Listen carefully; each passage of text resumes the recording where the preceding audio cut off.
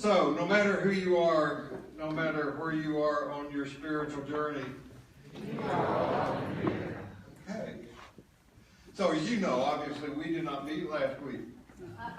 And Sherry and I did come for the midweek Eucharist service, and it was like today, standing room only in the chapel. And I'm going to take a cue from what Tommy Williams, our senior pastor, did during that service. And by the way, during the last 2 weeks leading up to Harvey and through today, my respect and love and appreciation for Tommy Williams just continues to go up and up and up. Making the call not to have any service last Sunday at the time seemed like, we'll be fine. But when Sunday came, we were not fine. And making the call to have only one service today and deciding whether to put this period before or after the 10 o'clock service was something that took a lot of conversation. And we were talking days ago about this, and I called Tommy to, I do better on phone than texting. So I called Tommy to have a final discussion about it, and I said, "Have I caught you at a bad time?" And he was just walking in to volunteer at the convention center, and he told about that, had a story about that in his sermon today. At any rate, in that Wednesday service, they didn't have a homily. Now, unfortunately, you're going to get a lesson today. But I thought that I would steal a page from him and ask, because what he did instead of having a homily at Wednesday was he asked people to tell stories. Not long stories, but I know that there are people in this room who've lost their homes, because I've talked to you. And I know that there are other people who are relieved that you didn't. So Patrick has a microphone, and we're going to call this storytelling time. And if anybody has a story that they'd like to share, either a lament or an expression of gratitude, to let us know what's going on with you. Joe, would you let us start with you? Here's Joe back here. Joe Hirsch. If you are telling a story and you've lost something, can you say your name? I'd like to make a list of people in our class who have lost. Is that That's great. And we're recording this, and it's going to be on Facebook as well. So, yes. So, say your name out loud. Joe Hirsch and my wife. Is the mic on? Marion. Push the button on the bottom. Okay, I'm Joe Hirsch. Here, let me see.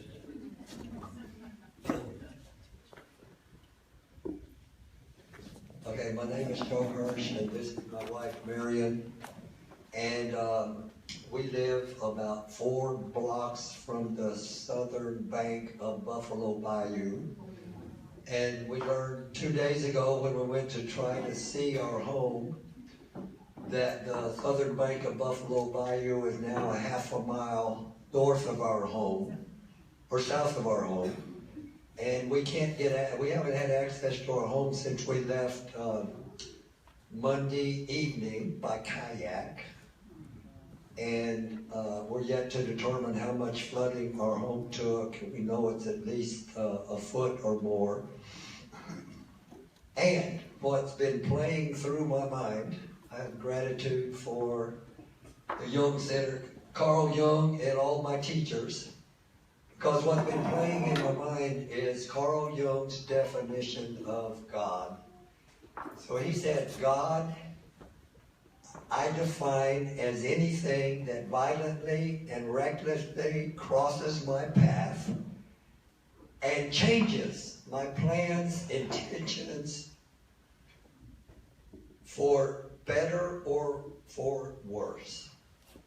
And that's just been playing. The other thing that's been playing for me is, for those of you familiar with Michael Singer, is Michael Singer's daily morning prayer.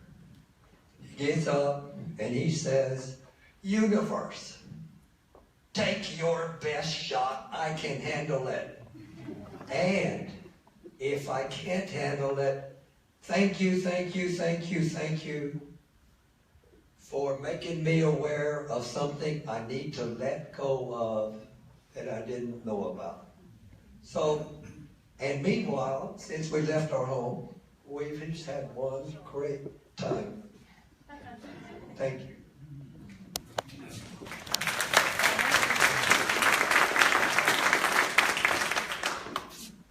Anybody else? Barbara? I'm very fortunate.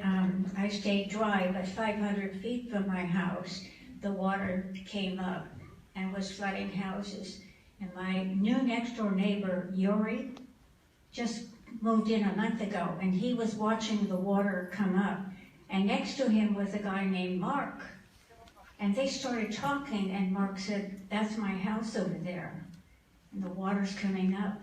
Yuri took out his house keys and said, "Mark, take my house. Move into my house. I'm taking my wife to Katie because she's nervous. You use my house."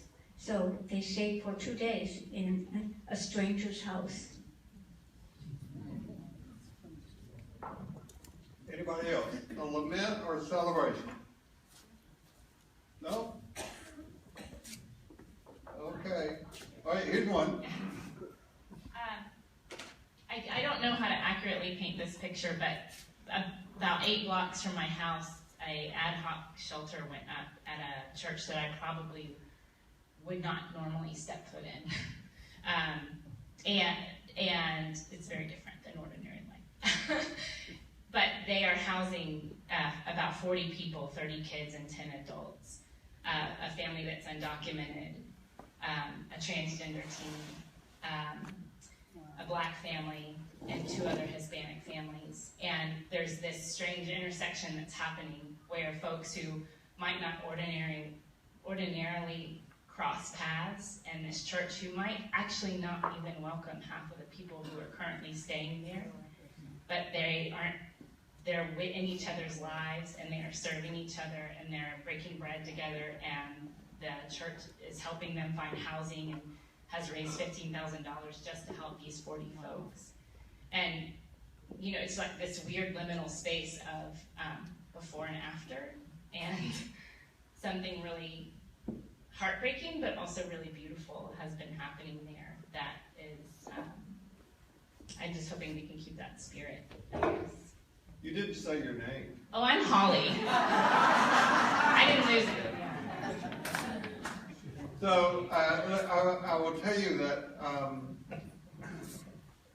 one of the things that took my time during the storm was getting emails and phone calls from people. So Ilia Delio called me. We have exchanged emails several times, and she wanted to express her concern and all of that. Peter Sills from England called. Kathleen Singh. How many of you know of Kathleen Singh? Okay. I want you, the next time I ask that question, every hand to go up. Kathleen Singh wrote a book. Well, she's written many books, but she wrote a book that my spiritual director some time ago, years ago, got me to read, called The Grace in Dying. And she is a Buddhist, and she's going to be our next year endowment speaker. She's coming here next year to speak. And so once the word really gets out about that, we'll have a sellout crowd like we did for Ilia for that. But get that book and read it before it's too late. Like before you die. Or before you are in the conscious dying process. You don't want to wait till then. You don't want to do that. So Paul Jones, one of our early speakers, called and wanted to know how you were. And Ordinary Life email goes out to over 1,500 people all over.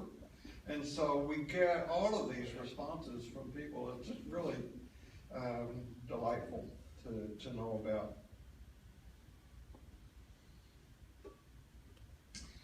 So I'm taking a break from the Gospel of Tongues today. I'm still basing these talks on my understanding of the teachings of Jesus, and Jesus said some extremely controversial things. His most controversial teachings were about God, about who God was, what God wanted, who God was not, what God did not want. And most of us, at least certainly this has been true for me, inherited a kind of religious teaching that has led us to put God into our story rather than taking the risk and doing the work of putting ourselves inside God's story. Those are two really different ways of thinking this. We do this because our egos do it. Our egos have this overwhelming need for security and survival, for power and control, and mostly for our desire to change things from being the way they are to being the way we want them to be. Perhaps the most controversial teaching that Jesus ever offered was one where he said, God causes the rain to fall on the just and the unjust alike. Now, my professor at Union Seminary said that though this is true, that God causes the rain to fall on the unjust and the just alike, the just get wetter because the unjust have stolen their umbrella.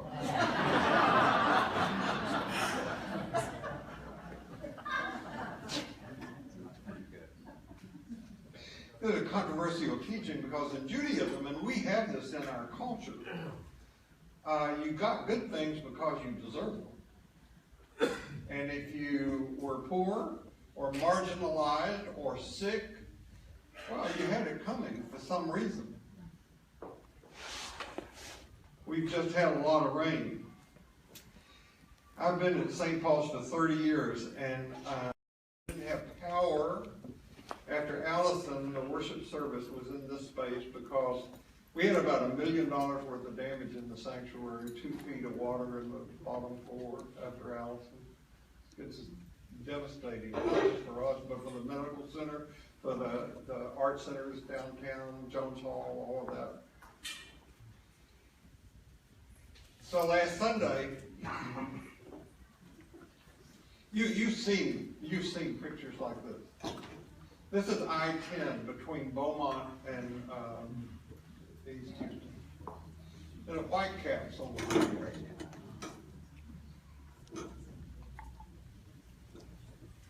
Instead of having a worship service here last Sunday, we had Tommy live streamed over Facebook the litany of last Sunday's service.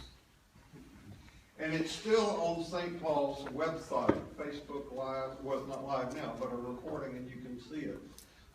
We watched it.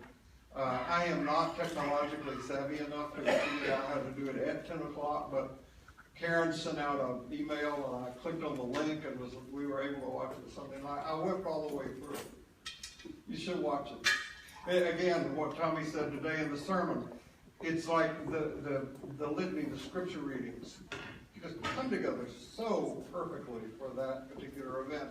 And in the brief homily that he spoke, I'm assuming it was from his study at home, in his home,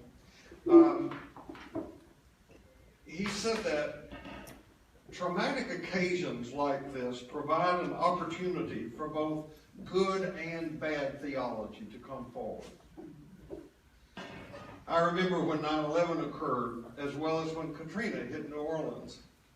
A number of religious wingnuts said that these things were God's retribution on America for everything from allowing abortion embracing homosexuality, and or supporting the state of Israel. Now, the word theology comes from two words. The word logos, having to do with words, and the word theos, having to do with God. The logos.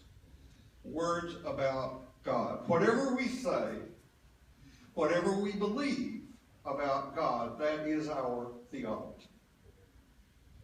Bad theology can come in a velvet glove.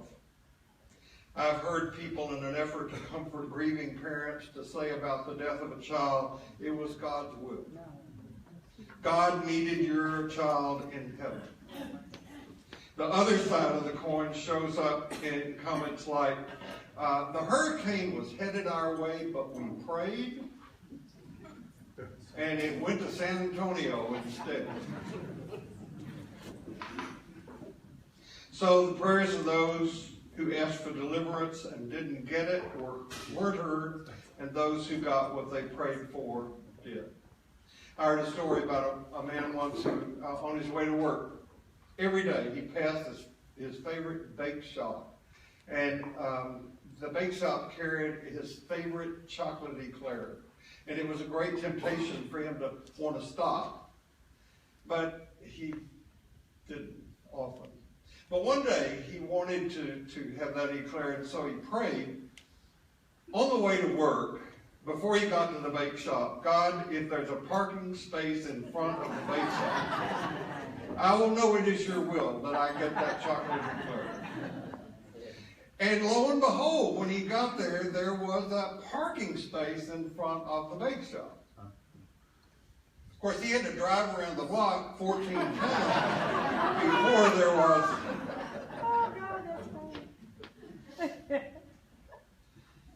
So if you encounter someone who has had a horrible loss, or perhaps somebody who's been abused in some way and that comes out, the best thing to say is nothing. Or if you do have a chance to say something beyond giving somebody a firm, good, long hug, simply say, I'm so sorry this happened.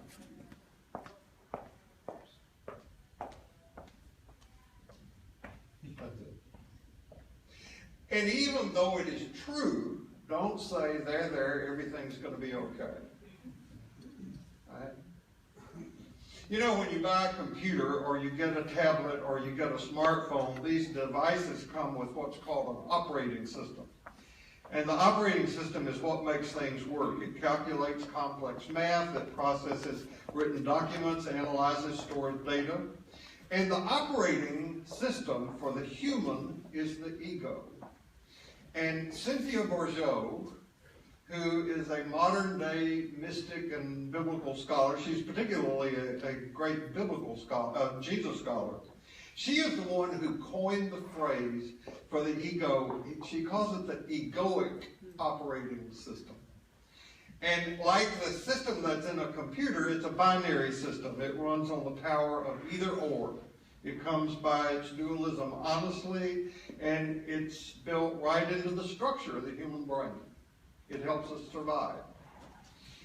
Now, we also come with another operating system that lies latent within us, and we have the capacity, if we choose to do so, to shift to a whole different basis of perception, and we can learn to steer by this other system and understand through it and ultimately discover our deepest sense of identity within this new operating system, which isn't new, it's who we really are. But so William James, who is best known for his monumental work called The Varieties of Religious Experience, said that all religion begins with the cry of help. All religion begins with the cry for help. Now, I have no doubt about the truth of this statement. Every time we get in distress, we want a God to come to our side, to come to our aid, to deliver us. And we want that as long, of course, as we can remain in control. More accurately, we want the illusion of control. I think most religious rituals in all tradition grow out of the ego's need to relieve anxiety. to avoid impending perils. I'm going to give you one example. When we lived as roaming nomads, which is really not all that long ago, the ego and fear played a life-saving function. What I was taught in my psychology classes was that the human, and we still have these reactions, out hunting, going through the woods or the forest or wherever, would encounter something unexpected, something strange, and we would have a reaction, and we'd have to make one of 4 decisions very quickly. Do we run from this thing? Do we fight this thing? Can we eat this thing? Or can we mate with this thing? One of those 4 things. So perhaps we're out and we hear the sound of a rattle.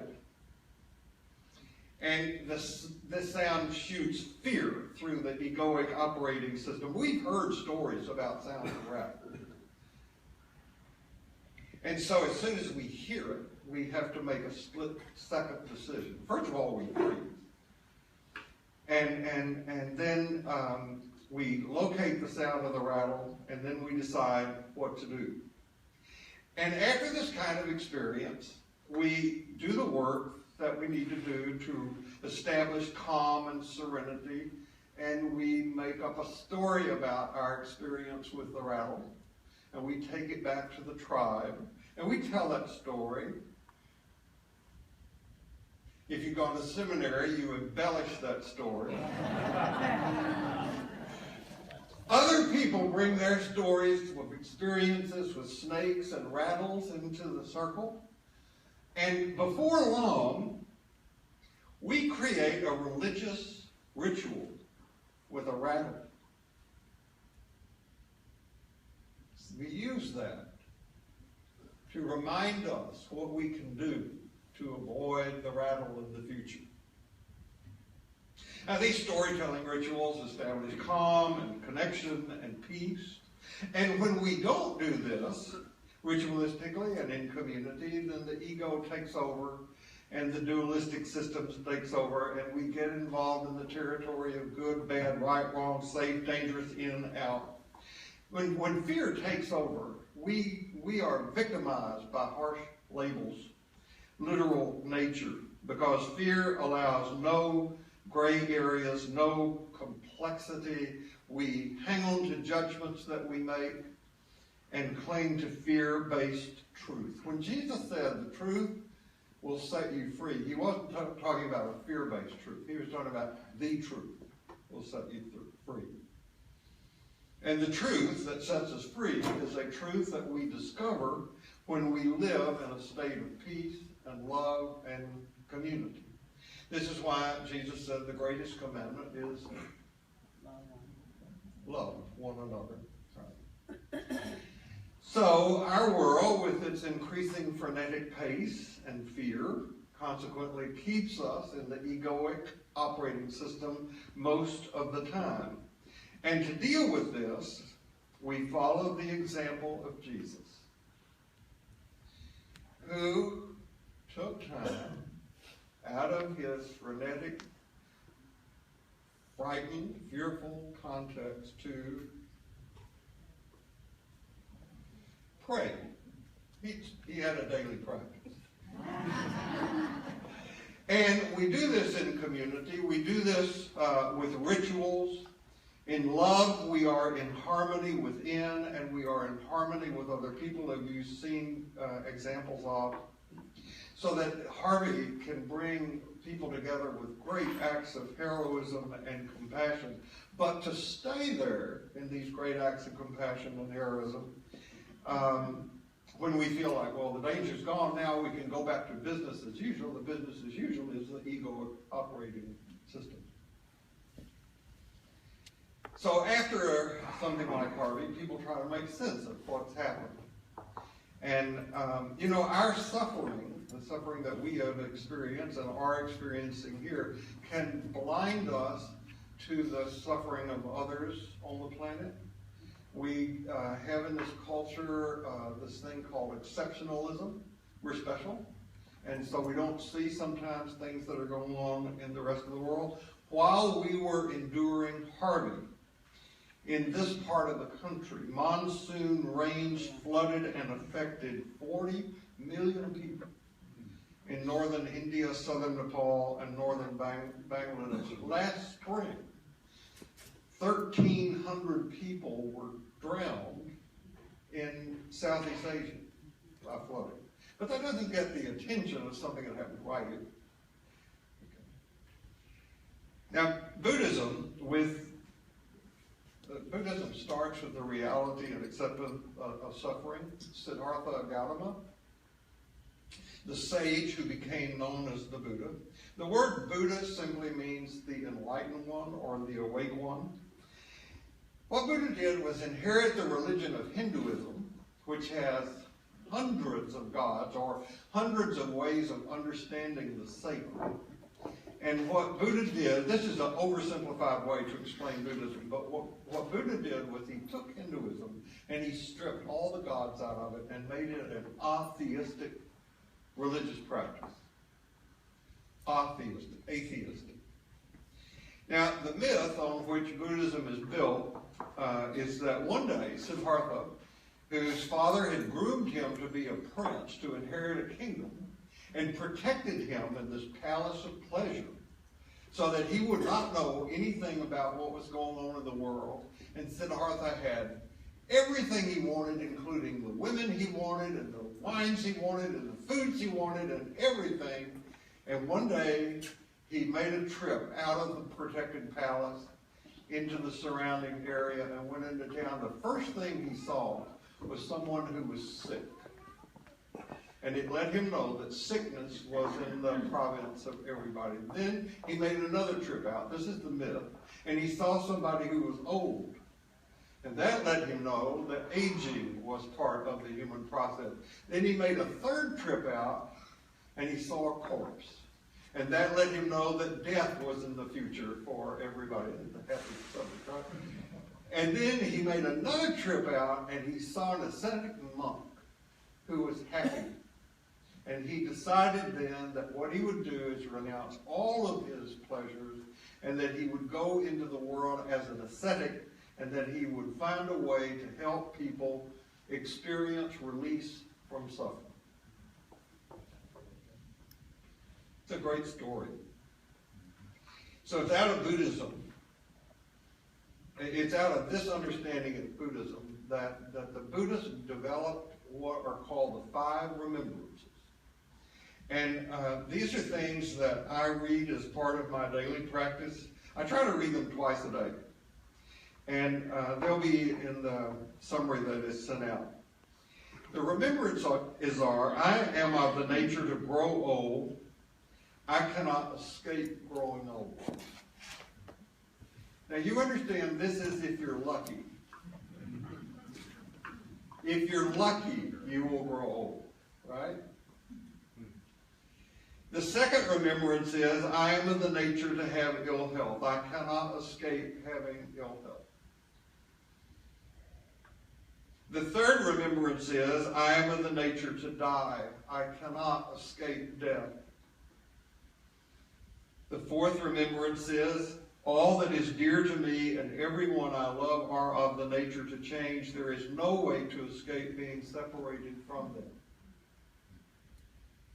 And the fifth one, the next one is, I inherit the results of my acts of body, speech, and mind. My actions are my continuation. Now this is the root of the understanding in Buddhism of karma. That there are consequences to what we do. Consequences to the thoughts we have, to the behaviors that we enact. Now, I suppose that you can manipulate these first two. It's a great cartoon.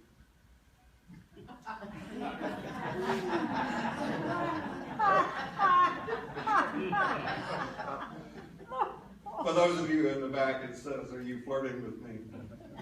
So young Buddhist monks, they begin their work when they leave the monastery by being sent to the charnel fields for a week of meditation. Now the charnel fields are where they put the dead bodies for the funeral pyres and for sky burial, where birds devour them. They start there. And folks, these are the happiest people I have ever met. I think one of the things that influenced me to have, as part of the ordinary life principles, we have this moral obligation to be happy, to be joyful. And we consider all the facts, and we're still joyful, right? Anthony de Mello, Roman Catholic priest from India, who was heavily influenced by Buddhism, and thank God I ran into him many, many years ago. He was later condemned by the church, by the way. I encountered him sometime in the 70s, and he was a great storyteller. And he told this story. This is the first story I ever heard Anthony de Mello tell. It's called The Truth Shop. And he said, one day I was walking down the street and I saw the sign above the store saying The Truth Shop. I couldn't believe it. There was a store that sold the truth. Well, of course, I wanted the truth, so I went in. And I asked the saleswoman, I want the truth. And she said, what kind of truth do you want? And I said, I want the truth, the unvarnished whole truth. And she said, well, you have to go to the other side of the store. So I went to the other side of the store, and the salesman pointed me to the case that had the truth in it. He said, what truth do you want? He said, I want the truth with no deceptions, no defenses, no rationalizations. I want my truth plain, unadulterated. He said, well, it's a price tag. I can't see that. What's it going to cost me? He said, your security. I came away with a heavy heart.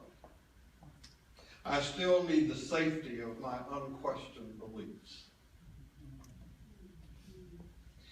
De Mello died unexpectedly in the late 80s, and after his death, the Congregation for the Doctrine of the Faith, which is under the leadership at that time of a man named Joseph Ratzinger, who would later become the Pope, found the positions de Mello had taken to be incompatible with the Catholic faith, and so they condemned him and his works. Seems like the church is frequently shooting itself in the foot like that. The church didn't do that. The church doesn't do that all the time. And it certainly didn't do it when it gave voice to this man. This man is Leslie Weatherhead, who, believe it or not, was a Methodist in London. He's known for his preaching ministry, which lasted in one church from 1936 until 1960, City Temple in London.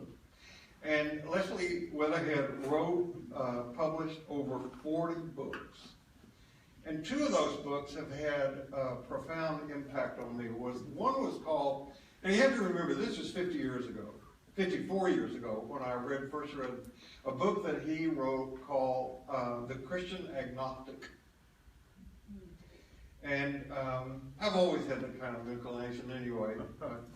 At the time, that book gave me the permission I needed to do two things. One was to affirm my love and benefit that I had received from the church, and at the same time to question it profoundly, and to hold both those things together. Okay? I learned by reading Weatherhead that God didn't need defending. You know? Defenders of the faith are pretty obnoxious people. You've not noticed that. At worst, they're dangerous. So I love reading that book. And then I read a second book of his, which is published even before. It was published in 1944.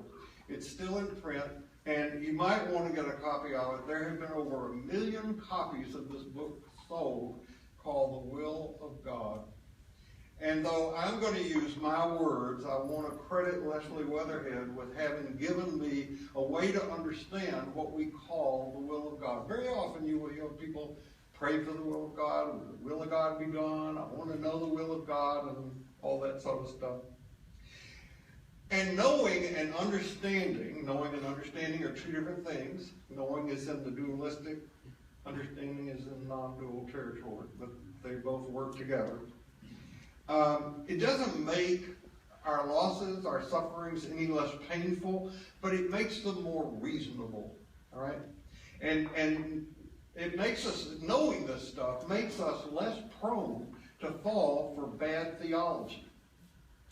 So again, these are my words, but these are Leslie Weatherhead's things.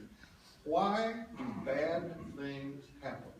Now there was a book, a pernicious titled book, written a number of years ago by a rabbi called Why Do Bad Things Happen to Good People?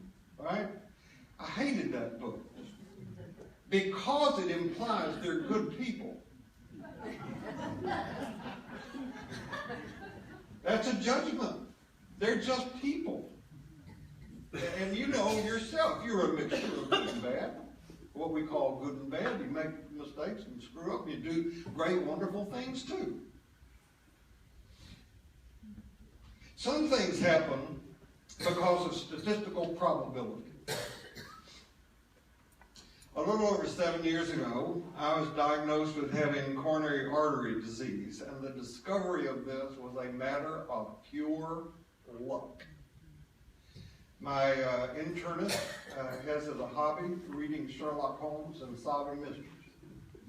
And I had a respiratory condition that he couldn't get on top of. And it puzzled him, and he wanted to know what was going on.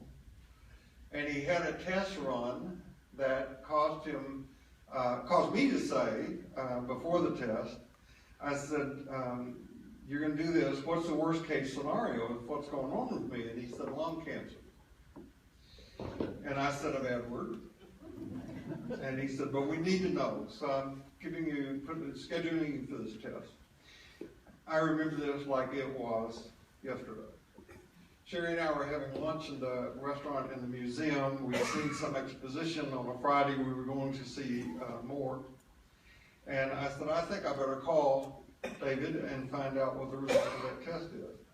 And so I called him on my cell phone and said, what's the result of the test? And he said, well, I got good news and bad news. The good news is your lungs are fine. Your lungs are clear. The bad news is you have coronary artery disease. And I have made an appointment for you with this cardiologist Monday morning at 9 o'clock. You be in his office. So I was in his office Monday morning at 9 o'clock, and I did his torture. And within a matter, relatively speaking, of hours, I was having my chest cracked and having a quadruple bypass surgery. Afterwards, of course, once you have that wonderful thing done, you get to see your cardiologist on a fairly regular basis. And I always go with a printed list of questions to ask, and about the sixth one every time is some smart-ass thing. You know, like, is it true that doctors learn about the colon through a process of elimination? You know, it's smart-ass. I don't know about you, but if I don't write stuff down, I'll forget. Oh, I wish I'd ask about that. So the first time I went to see him, I said, I want to know why I have this condition, coronary artery disease. I don't smoke. I exercise every day. I eat a relatively healthy diet. I'm not overweight. I don't have high blood pressure. I've got low cholesterol. I have no family history. Why do I have this? And he gave me this very learned Johns Hopkins, that's where the first open heart surgery was done at Johns Hopkins. He gave me this very learned doctor response. He said, I don't know. We don't know.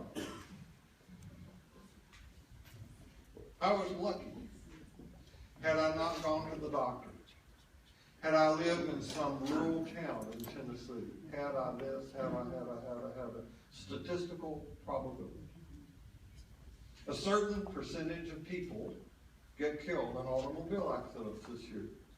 Others get shot or robbed. Some weather system could affect this part of the country again, or as we're watching now, off the coast of Florida. All these things are the result of statistical probability. They are not the result of an interventionist sky god reaching down and whapping some people and protecting others. Some bad things that happen because of human limitation. A few years ago, the surgical procedure used to detect, diagnose, and repair my damaged coronary arteries, those things didn't exist. The person who did my heart surgery helped invent a device that stabilizes the heart during heart surgery so that he could do 4 quadruple bypasses without putting me on the heart-lung machine. That didn't exist 3 years before my surgery.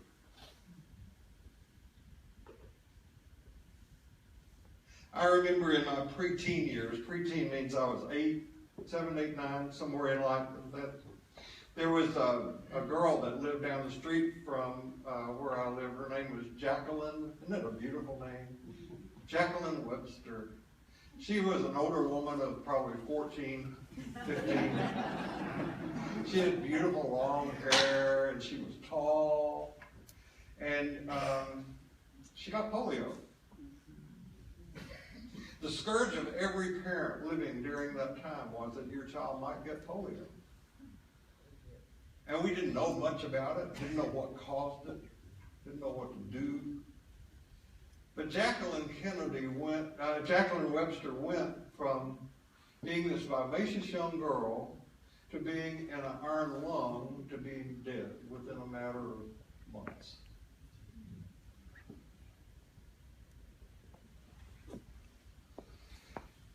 Then, thank God to the dogged determination of medical researchers, polio is virtually eliminated. We had a human limitation that we have moved past.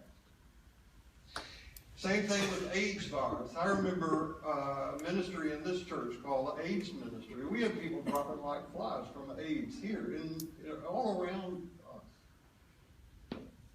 Now we no longer do. If you had to attribute God having something to do with either polio or AIDS, I'd bet on the side of healing and wholeness, rather than afflicting some people with the disease and sparing others. A third reason that bad things happen can be attributed to human evil. A drunk driver hits a child and the child dies. That is a stupid human evil wrongdoing. That's an example of unconscious evil. What happens when we lose control. Examples of conscious evil are abundant. People fly airplanes into the Twin Towers, which they did as a retaliation for the wrongs they felt done to them. It's the old, you hit me, I'm going to hit you back mentality. I'm personally convinced that a great deal of the religiously motivated evil done in this world comes from a mistaken understanding of God and of our own identity. None of the atrocities taking place in this world today, whether you say Chicago gang violence or suicide bombers in Barcelona, would take place if we had people educated in the simplest of all principles, that of human kindness and our connection with each other. Now, whenever I talk like this, and I do it outside of here, somebody is likely to say, yeah, but what if somebody's trying to kill us? Look, if somebody is trying to kill you, protect yourself. If somebody's trying to do us harm as a country, we have to protect ourselves. But we want that to happen in a way that leads to the reducing of violence and terrorism, not increasing it. Make sense? When we started a war on terror, we started a war that's never ended. So, quick review. You've heard some stories of loss and relief, loss of being spared, and out of this can grow or be reinforced good or bad theology. Good old controversial Jesus wanted to offer an understanding of God that was based on love and grace, not merit. And in order to embrace this, we have to move beyond the egoic operating system to a mystical, non-dual one. The truth that sets us free is one that allows us to live in love and peace with ourselves and with each other. Then I reminded you of the 5 remembrances and the happiness that comes to those who embrace them. And then we talked about why things we usually label as bad are not the result of the will of God, but the result of other complicated things that come from having a body and from living in the culture that we do. Now, one of the reasons that I think that we gather like this is to have an experience that will give us a shift in position and perspective. So I'm going to ask you to do a little experiment with me. And don't think you're going to look silly, because everybody's going to be doing this. I want you to take your finger or a fountain pen, and I want you to point it up with your arm out a little bit at the ceiling. And I want you to draw a circle, as if you're drawing a circle on the ceiling that's going clockwise. You know that the clock goes 1, 2, 3, 4 around, for those of you who are still caught up with digital things. All right, so you got a finger going clockwise. Now don't stop your finger.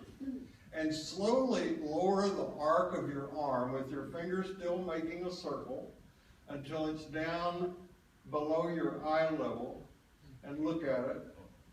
And which direction is it going now?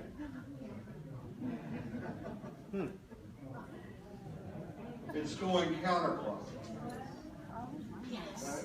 So what's what we do in spiritual work is look for a shift in position and perspective so that we can see things differently.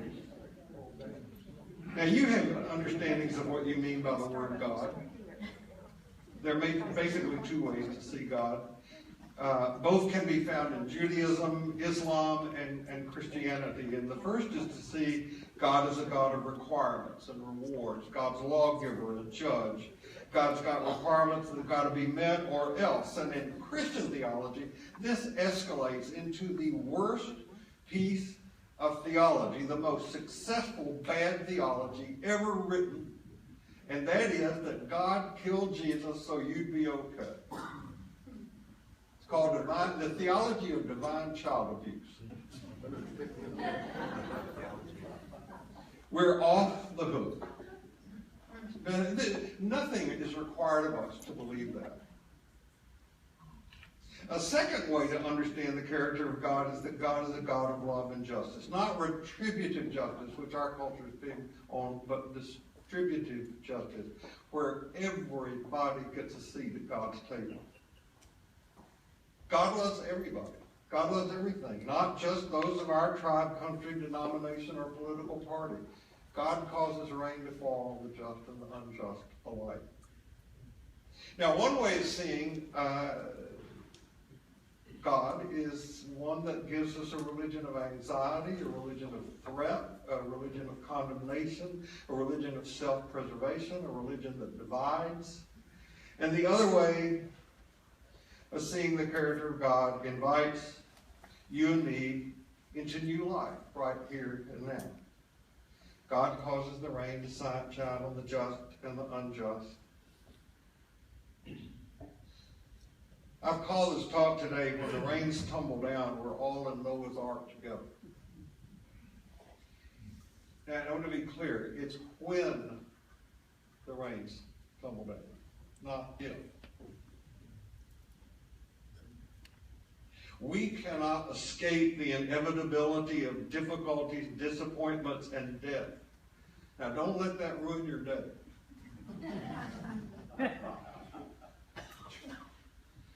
I have a piece of art in my office that is about Noah and the flood.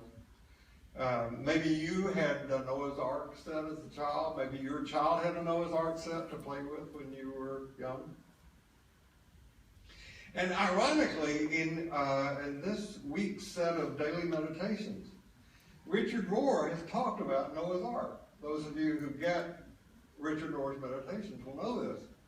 And it is so exciting for me to learn something I didn't know, or to see something that I had never seen before.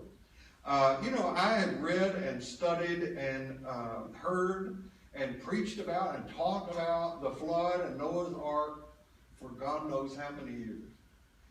And I saw something in Richard Rohr's meditation this week that I had never seen. God tells Noah to bring into the ark all the opposites, the wild, the domestic, the crawling, the flying, the clean, the unclean, the male, the female of each animal. And then God does this most amazing thing. God locks them in there. I've never noticed that before. God actually closed them in. God puts all the natural animosities, all the opposites together, and he holds them, God is a he here, in one place. And Rohr says that the lesson for us is that we need to learn to hold the seemingly unreconciled things together in us, so that we can hold them together out there. This is what causes us to grow and expand into the persons we were created to be. We must not allow things to be only partly resolved without perfect closure. We must allow things to be only partly resolved. Don't shoot for perfect closure or explanation. And we've not learned how to live with this kind of hope. The ego always wants to settle the dust quickly and have the answers right. Rohr says, Noah's Ark is not meant to be a cute children's story.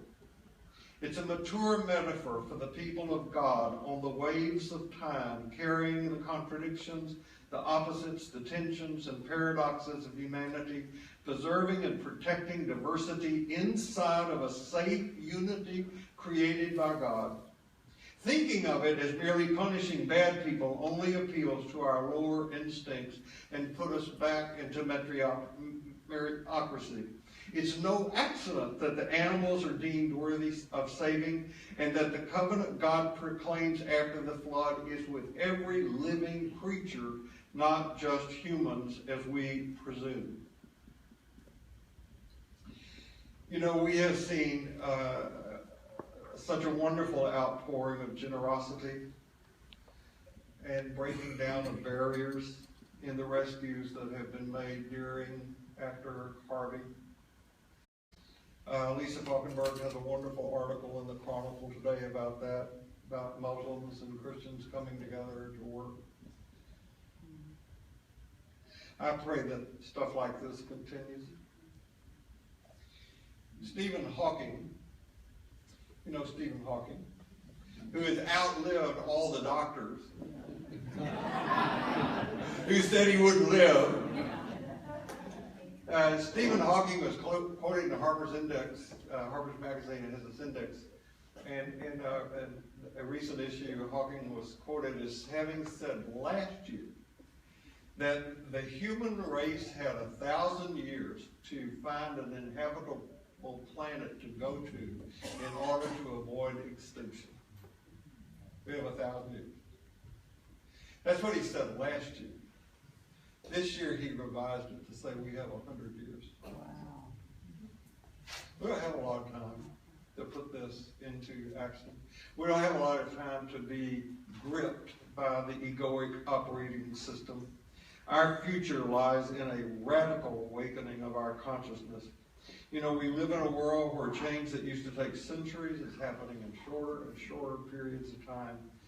So it's time for us to see ourselves and each other and our world as intrinsically sacred, so that we can respect and love each other as well as serve and save this magical globe on which we travel, to see it as Noah's Ark, where we are all locked in together. So I want to say one more thing on the will of God. This is going to be hard to hear for some of you if you're trapped in dualism. As a matter of fact, if you hear this with the egoic operating system, it's going to be offensive. But it fits right in with what Rohr is saying. And I got it because I've continued my own personal work in the works of Thomas Merton. And Thomas Merton, who was such a smart man and so gifted, at the end of his life, he started studying Middle Eastern religions, and he was especially into Islam and Sufism. And the Sufis, the Sufi mystics, Sufism is the mystical arm of Islam. The Sufis have a saying that they say about everything that happens. Now, you will find some version of this in Judaism and Islam and in Jesus' teachings. In Islam, they will not say the name of the prophet without following that with peace be upon him. Peace be upon him. Peace be upon him. Peace be upon him. In Judaism, they won't say the name of God. And in Sufism, they say about everything that happens, this is the will of God. This is the will of God. This is the will of Allah. This is the will of Allah. This is the will of Allah. Now, they don't mean by that God makes certain things happen for some people and not others. But since everyone and everything abides in the heart of sacred mystery, everything that is, all that are, everything that happens is part of God. They would never pick up a rock and say, oh, this is just a rock. Nor would they say about a person, oh, he's just a, or she's just a. They'd never do that. So I want to close with a prayer from Sufism. This is a prayer written by Andrew Harvey, modern-day mystic, who's written a number of great books, particularly on the mystic heart to Christ. And Sherry gave this to me. May I become one of the patient and forgiving. May I become one of those who dare believe when catastrophe strikes and the world burns.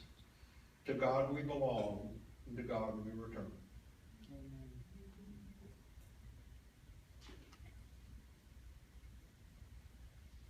As Tommy said at the beginning of his homily today, it's so good to see you.